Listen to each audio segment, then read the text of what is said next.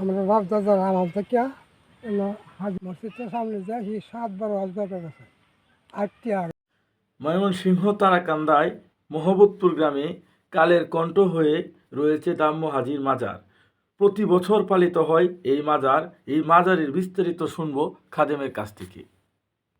আমি জানি এটা আমরা বাপদাদার আমার থেকে হাজি বাপ বাড়িয়া চিন্তা বাড়ির মধ্যে মসজিদ সামনে যায় মসজিদের সামনে যায় 7 বার হজ করতে গেছে 8টি আগের যুগে 8টা গেছে 8টা আইসে হলে মারা গেছে কিন্তু ছেলে হলো নাই। আমি তার কাজ নোট করি গব্বরটা এই এটার সন্দেহ না কেউ কিন্তু সইতারে না। আচ্ছা, আমরা আরেকটা শুনতে পাচ্ছি যে এই গাছের ডাল কাটতে পারে না, এই বিষয়টা কি আসলে সত্য? আপনি সারা বলে গাছের ডাল কাটতে পারে না, আপনাকে রক্ত আসে, এটা কি আসলে বাস্তব? এটা কয়েকজন প্রমাণ আছে না। আচ্ছা কয়েকজন প্রমাণ আছে।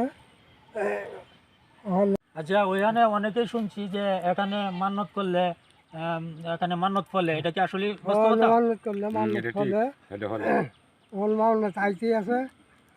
আমি তার খেদমত করতেছি। এখানে কি বাৎসরিক কোনো উরসের মাহফিল কোনো দ্বারা আয়োজন করা হয়? একটা মহিল করা হোক। আচ্ছা, আব্দুল মান্নান বইরেই জানি যে মানে এটা যে কত বছর আগের খবর বা আপনি ওই বিষয়ে না এটা কইতামি হারি না। এটা আমরা দাদা আমল থেকে এটা কইতাছে কবরটা দেখতাছে এইটাই এই জানে। আর এটা বাদে হনজুন এইলা এই সেবা সাইডা করে এটা মানে এটা সেবা যত্রটা নেই।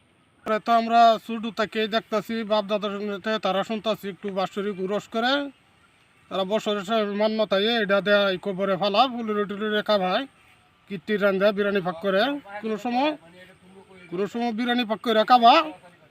এটা সবাই মান্যত করে ফলে তারা মান্যত দেয়। কোনো গান বাজনা চলছে না, দোয়া হয় মিলাদ মিলাদের শেষে দেয় কিছু খাওয়া খাদ্য।